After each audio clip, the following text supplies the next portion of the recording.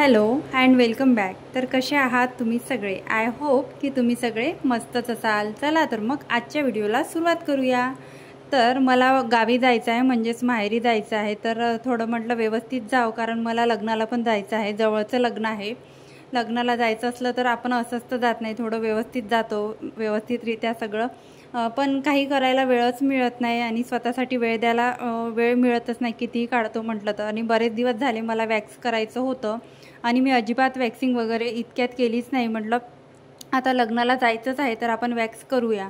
तर इथे मी तेच करत आहे आणि हृदयाला एवढं वेगळं वाटत आहे मी काय करत आहे म्हणून। ती बघा, परत ते जे ट्रॉली आहे त्याच्या स्टँडवर चढली आहे आणि ती बघत आहे मी काय करत आहे। तिचं खूप असं, तिला खूप अशी अट्रॅक्शन असते कुठल्याही नवीन गोष्टीचं आणि तिला सगळं जाणून घ्यायचं असते की मी काय करते, असं वरती उभी राहून। आणि तिचं सगळं तिचं वरती लक्ष असते आणि तिचं सगळं हात वगैरे पुरतं आणि तिला वरचं सुद्धा दिसतं ट्रॉलीच्या हँडलवर जर ती वरती चढली तर मी इथे आली। वॅक्स थोडं झालं होतं माझं मेल्ट झाल्यानंतर इथे मी पेपर वगैरे टाकून दिला, कारण ते सांडतं खाली, चिकट होतं खालचं फ्लोअर आणि मग निघायला खूप त्या भारी जातं। तर त्यामुळे म्हटलं चला आधी पेपर वगैरे टाकून देऊया। तर इथे हृदया पण पावडर लावत होती। आपल्याला घाम वगैरे येतं आणि घामामुळे आपले केस असे चिकटतात, तर त्यामुळे आधी पावडर लावून घेतलं आणि सगळं वॅक्स जे आहे वरून खालच्या दिशेने लावत गेली, पूर्ण हाताला आधी लावत गेली आणि ज्या दिशेने वॅक्स लावलं त्याच्या उलट्या डायरेक्शननी मी ते सगळे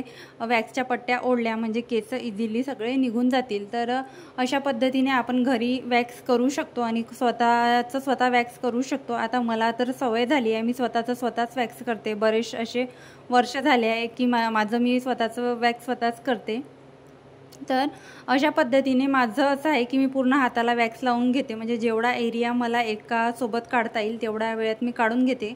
म्हणजेच परत वॅक्स लावा आणि परत ती स्ट्रीप खाली ठेवा, त्याचं मला काम पडत नाही। आणि थोडी बारीक असल्यामुळे माझ्या हाताचं वॅक्स पण होऊन जातं आणि एवढंच म्हणजे मला पार्लरमध्ये तरी जाऊन बसायचा खूप कंटाळा येतो आणि असं जर छोटं बाळ असलं तर ते थोडं भारीच जातं। बघा आता हृदयाचं कसं सुरू होतं, इतकी तिची बडबड सुरू होती काय करत आहे आणि ती खूप घाबरत होती। ती जी पट्टी जेव्हा मी ओढत होती तर ती खूप जास्त घाबरत होती। तर तिचं पण तिथे खेळ करणं सुरू होतं आणि त्याला हात लावणं सुरू होतं। ती अशी तिला म्हणत होती गरम आहे, हात नको लावू, तरी तिचं हात लावणं सुरूच होतं। तर तुम्ही बघितलं असेल वरच्या साईडचं मी पूर्ण वॅक्स करून घेतलं। आता जो खालचा हाताचा पोर्शन आहे त्या हाताच्या पोर्शनला पण मी वरून खालच्या दिशेने तो जो स्पॅच्युला किंवा स्पून म्हणा, मी स्पूननीच माझा पूर्ण हाताला वॅक्स लावत आहे, स्पॅच्युला नसला तरी चालतं। आणि पूर्ण हाताचे अशा प्रकारे केस काढत आहे, तुम्ही व्हिडिओमध्ये बघू शकता।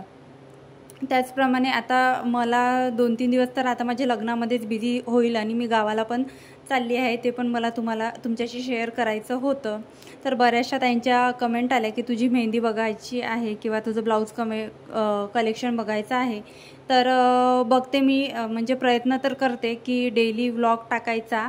आणि जर मी गावी वगैरे गेली आणि थोडासा ब्रेक वगैरे घेतला तर तुम्ही ते पण समजून घ्या असं मी अपेक्षा करते, कारण नाही कधी मॅनेज होत नाही। आपण गावी वगैरे गेलो तर सगळेजण मिळतात आणि लग्नामध्ये वगैरे सगळेजण भेटले की आपण असं एन्जॉय करत असतं, तर त्यामुळे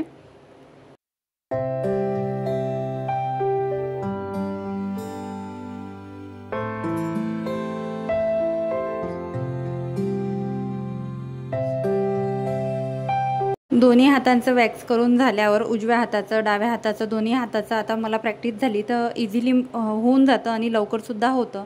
तर म्हटलं पायाचं सुद्धा करून घेऊया आणि पायाचं पण थोडं पायाचं वॅक्स करताना स्वतः त्रास जातं। जर आपण नेहमी करत असलं तर काही त्याचं वाटत नाही आणि हृदयाचं सुरू होतं पावडर लाव आणि मलासुद्धा लावू दे। तर पायाचं पण वॅक्स मी सेम पद्धतीने करत आहे, वरून खालच्या दिशेने सगळं वॅक्स लावलं आहे आणि त्याच्या विरुद्ध दिशेने त्या पट्ट्या ओढत आहे, जेणेकरून जे केस आहे आपले ते इझिली निघते।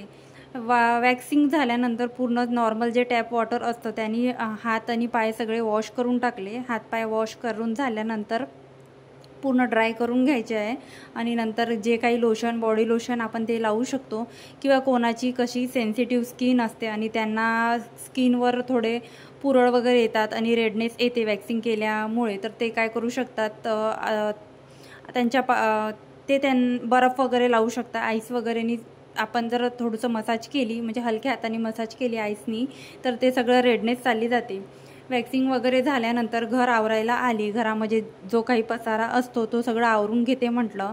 आणि आपल्या घरामधला जर बेड व्यवस्थित असला तर बराचसा पसारा कमी झाल्यासारखा वाटतो. म्हणजे बेडवर आपण प्रत्येकच गोष्टी आणून टाकत असतो, जसं की टावेल झालं, कपडे झाले. कपड्यांच्या घड्या तर मी आधीच घालून घेतल्या होत्या, कारण आता उन्हाळा आहे आणि कपडे लवकर सुकून जातात. तसेच उन्हामध्ये ठेवल्यामुळे त्याचा रंग पण निघतो, तर फेंट होतं. तर त्यामुळे मी कपडे लवकर घेऊन येते वाळल्यानंतर.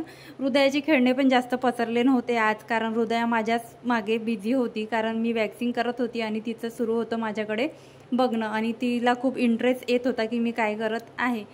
सगळं झाडझूड वगैरे झाल्यानंतर मी ड्रेससुद्धा चेंज केला, कारण आता मला थ्रेडिंग करायसाठी बाहेर जायचं होतं.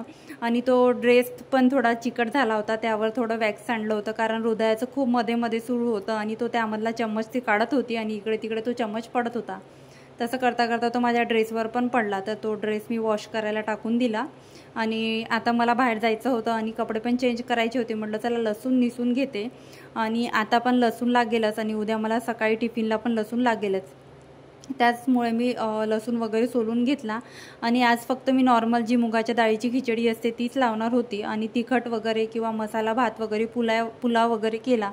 तर मला हृदयासाठी काही वेगळं बनवावं लागतं आणि आज माझ्याकडे वेळ नव्हता, कारण मी बरंचसं आज काम केलं होतं आणि मला घरामधलं पण खूपसे असे कामे होते. म्हणजेच कपडे वगैरे प्रेस करणे, आपण कुठे लग्नाला किंवा गावी वगैरे जातो म्हटलं तर आपल्याला स्किन केअर असते, सेल्फ केअर असते, सोबत आपल्याला घरातली पण कामे असते. तर थोडे कपडे वगैरे पण प्रेस करायचे होते. माझे ड्रेस होते, मिस्टरांचे ड्रेस होते, ते सुद्धा केले. आणि आता फक्त खिचडी लावत आहे नॉर्मल जी मुगाच्या डाळीची, थोडं तिखट आणि थोडीशी मिरची टाकून, जी हृदयाला पण आवडते आणि तीसुद्धा आवडीने खाते. आणि मुगाच्या डाळीची खिचडी खाणं चांगलंच असते आणि हेल्दी ऑप्शन असतो. तर खिचडीसाठी मी फक्त एक टोमॅटो चिरला आणि लसूण थोडा जास्त प्रमाणात घेतला आणि तो सुद्धा चॉप करून घेतला. आणि इथे कुकरमध्ये तेल टाकलं. तेल गरम झाल्यानंतर त्यात जिरं, मोहरी आणि थोडं हिंग आणि एक मिरची टाकली आहे. तुम्ही त्यामध्ये कढीपत्ता पण टाकू शकता, पण कढीपत्ता माझ्याकडे नव्हताच. मग एक टोमॅटो टाकला, छान परतून घेतलं. त्यानंतर त्यामध्ये मुगाची डाळ आणि तांदूळ 2-3 पाण्याने वॉश करून टाकले. आणि ही खिचडी अशी खूपच छान लागते. आम्हाला ही साधी खिचडी खूप आवडते. म्हणजे यासोबत कढी वगैरे असली ना तर खूप अशी टेस्टी ही खिचडी बनून रेडी होते. तर अशा पद्धतीने मी खिचडी करत असते. आणि त्यामध्ये तूप टाकलं, मीठ पण ॲड केलं आणि थोडी साखर पण ॲड केली. आणि इथे साईडनी गॅसवर मी गरम पाणी ठेवलं होतं, ते त्यामध्ये गरम पाणी टाकलं, म्हणजेच माझी खिचडी लवकर शिजेल.